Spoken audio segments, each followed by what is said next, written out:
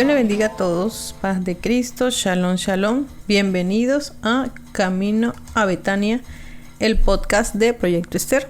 El podcast donde exploramos las experiencias de la Biblia y cómo estas historias nos inspiran y motivan en nuestro crecimiento espiritual.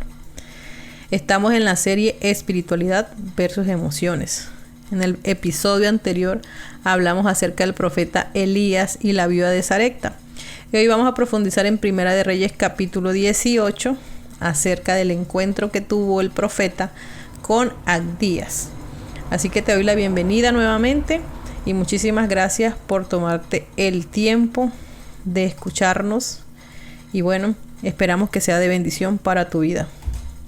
Dice la palabra del Señor en Primera de Reyes 18, la versión Nueva Traducción Viviente. Más tarde, durante el tercer año de la sequía, el Señor dijo a Elías: preséntate ante el rey Acab y dile que pronto enviaré la lluvia. Entonces Elías fue a ver al rey Acab. Mientras tanto, el hambre se hizo muy intensa en Samaria. Por eso Acab mandó a llamar a Abdías, quien estaba a cargo del palacio. Abdías era un fiel seguidor del Señor. Cierta vez, cuando Jezabel intentaba matar a todos los profetas del Señor, Abdías escondió a 100 de ellos en 2 cuevas, metió a 50 profetas en cada cueva y les dio comida y agua. Acab le dijo a Abdías: tenemos que revisar todos los manantiales y los valles del reino y ver si podemos encontrar pasto suficiente para salvar por lo menos algunos de mis caballos y de mis mulas. Entonces se repartieron el territorio. Acab se fue solo por un lado y Abdías se fue solo por otro camino. Mientras Abdías iba caminando, de pronto vio que Elías se le acercaba. Abdías lo reconoció enseguida y se postró ante él en el suelo. Y se postró hasta el suelo ante él. ¿De verdad eres tú, mi señor Elías?, preguntó. Sí, soy yo, contestó Elías. Ahora ve y dile a tu amo: Elías está aquí. Ay, señor, protestó Abdías, ¿qué daño te he hecho para que me mandes a morir a manos de Acab? Te juro por el Señor tu Dios que el rey te ha buscado en cada nación y reino de la tierra. Desde un extremo hasta el otro ha procurado encontrarte. Cada vez que alguien le afirma: Elías está aquí, el rey Acab obligaba al rey de esa nación a jurar que había dicho la verdad. Y ahora tú me dices: ve y dile a tu amo: Elías está aquí. Apenas yo te deje, el espíritu del Señor te llevará a quién sabe dónde. Y cuando Acab llegue aquí y no te encuentre, me matará. Te recuerdo que toda mi vida he sido un fiel siervo del Señor. ¿No te han contado, Señor mío, de cuando Jezabel intentaba matar a los profetas del Señor? Yo escondí a 100 de ellos en 2 cuevas y les di comida y agua. Y ahora tú me dices: ve y dile a tu amo: Elías está aquí. Si no hago esto, Señor, sin duda Acab me matará. Bueno, y entonces aquí tiene una conversación en la que él le dice que sí, que él no se va a mover, pero que le diga al rey que él está ahí. Y viene una parte pues que todos conocemos de escuela dominical, lo cantamos, nos lo enseñaron. Viene la parte del Monte Carmelo. Antes de eso, vamos a profundizar un poco en el encuentro de Elías con Abdías. Elías se encuentra con Abdías, que era un hombre justo, que servía en la corte del rey Acab, pero que temía también por su vida debido a la persecución de los profetas, pues él había sido alguien fundamental en guardar a estos hombres de Dios. Entonces el miedo de Abdías a ser castigado por Acab si Elías no se presenta ante el rey es una de las emociones que vemos acá, la emoción del miedo, la emoción de temor. Y vemos cómo la espiritualidad se antepone, representada a través de Elías, a su valentía de asegurarle a Abdías que cumplirá su promesa, demostrando cómo la fe puede superar el temor. Y retomo lo que hablábamos la semana pasada, donde les decía que cuando nosotros estamos seguros que estamos en la voluntad de Dios, el Señor no nos deja pasar vergüenza, el Señor no nos deja pasar pena, sino que Él, su palabra y sus promesas las pone por obra, porque o sea, vamos a ver el cumplimiento de una promesa si es Dios quien nos las ha dado. Por eso tenemos que probar tanto en oración.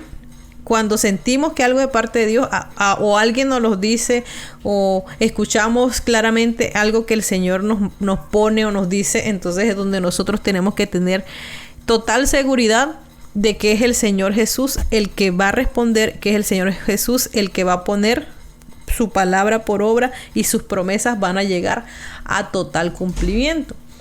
Entonces aquí en el versículo 20 de este capítulo 18 de Primera de Reyes, Acab convocó a todos los israelitas y a los profetas al monte Carmelo.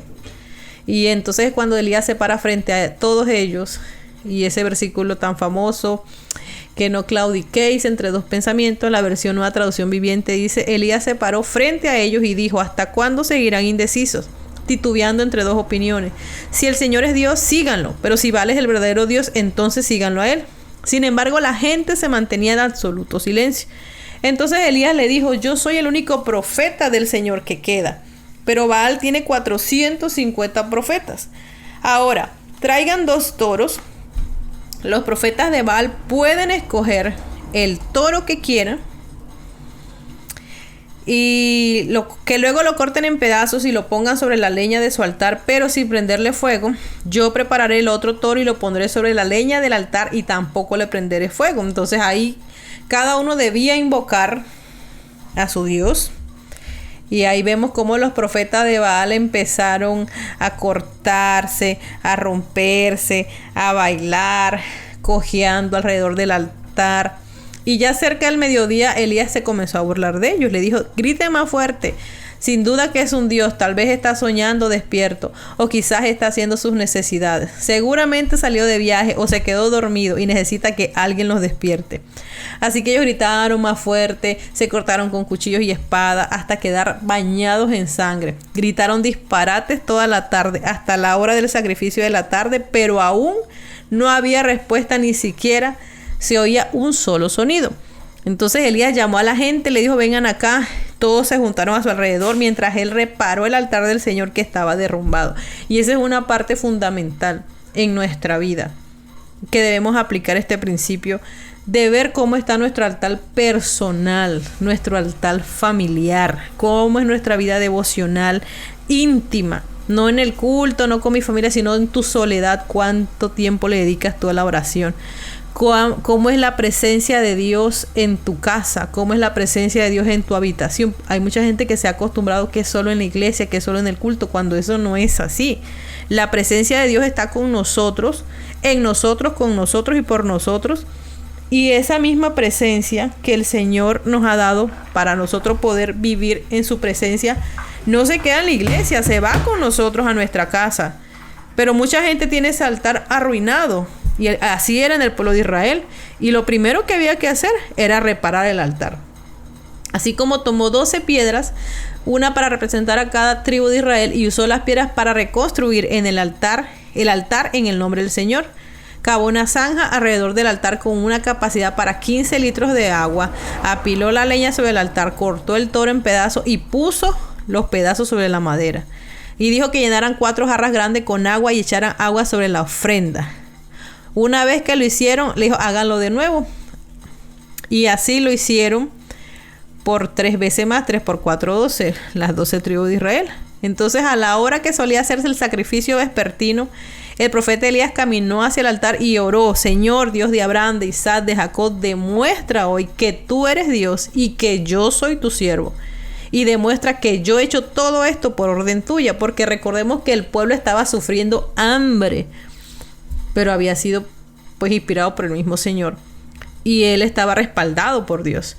Y que dice la palabra de Dios que al instante cayó desde el cielo fuego, que consumió el toro, consumió la leña, consumió las piedras, consumió el polvo y lamió todo el agua de la zanja. Cuando la gente vio esto, cayeron en tierra y exclamaron: el Señor es Dios, el Señor es Dios. Entonces Elías ordenó: atrapen a todos los profetas de Baal, no dejen que escape. Los agarraron y los llevó al valle de Sison y allí los mató.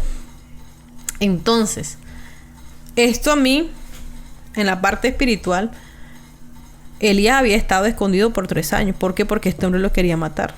Y porque la esposa de él estaba acabando con todos los profetas de Dios. Y Dios lo escondió. Y luego le dijo: bueno, sal porque yo tengo un propósito contigo, algo va a pasar. Y él fue, y él sabía que si Dios lo había mandado, él tenía total respaldo de parte de Dios.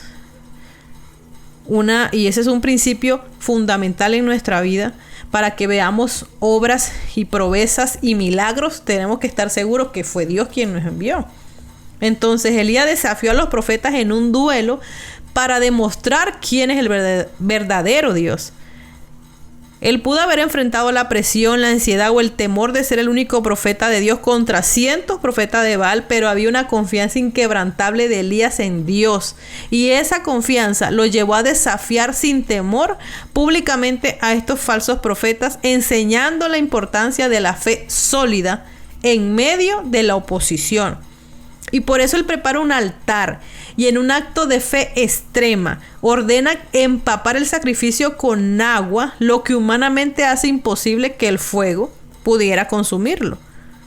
Pero como había en él una total confianza en el Señor, por su confianza, por su fe en que Dios lo había enviado, en que él era profeta de Dios, Dios respondió con fuego, demostrando que la verdadera espiritualidad implica fe en los momentos más improbables.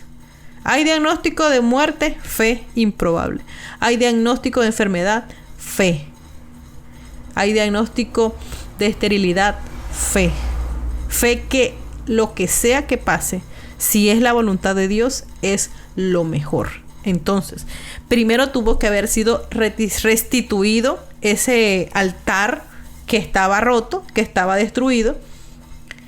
Viene esa demostración de que él era el profeta de Dios, y ahora viene esa oración que encontramos en el versículo 41, donde Elías le dice a Acab: vete a comer y a beber algo, porque oigo el rugido de una tormenta de lluvia que se acerca.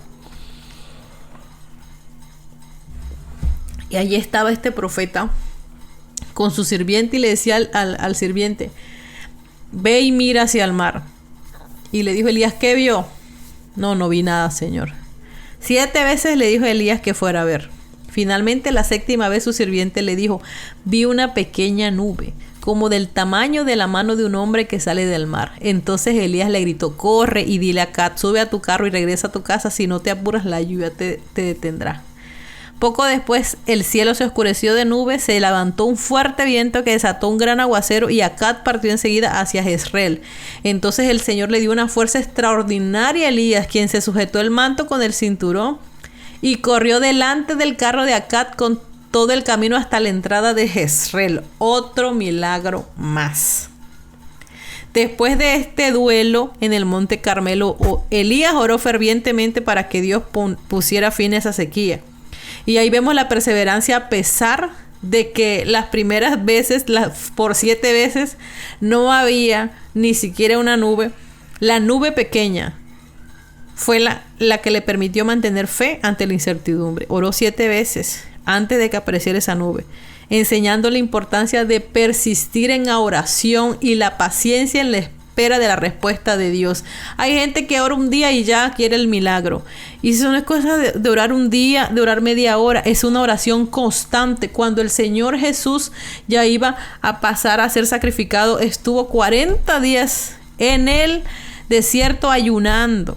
Y oraba y clamaba, siendo él Dios. Pero su parte humana se movía ante su carne, ante su temor, porque sí tuvo temor. Entonces nosotros no podemos pretender que Dios sobre cuando no somos persistentes en la oración y no tenemos paciencia en la espera de esa respuesta de Dios. Y entonces, tras la victoria en el monte Carmelo y la llegada de lluvia, Elías corre delante del carro del rey hasta Jezreel. Este acto simboliza la fortaleza que proviene de la intervención divina, mostrando cómo la espiritualidad renovada puede superar las limitaciones físicas y emocionales. ¿Cómo hizo él para trazar esa distancia que había del monte Carmelo hasta Jezreel? ¿Cómo hizo? ¿Cuánto tiempo se hubiese podido demorar? Bueno, en este tiempo hay carro, pero en ese tiempo no había. Entonces imagínense ese acto sobrenatural. ¿Cuánto era la distancia que había? Si nosotros nos ponemos a buscar en internet cuál era la distancia entre el monte Carmelo y el valle de Jezreel, el internet nos dice que tenía una distancia de 39 kilómetros. 39 kilómetros en el cual Elías no paró.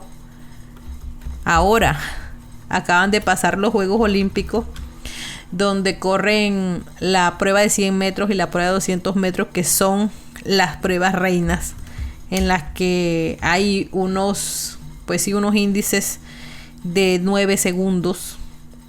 Y ese es el que podamos decir los hombres más rápidos del mundo. Que en este momento, si no estoy mal, es el norteamericano Noah Lyles.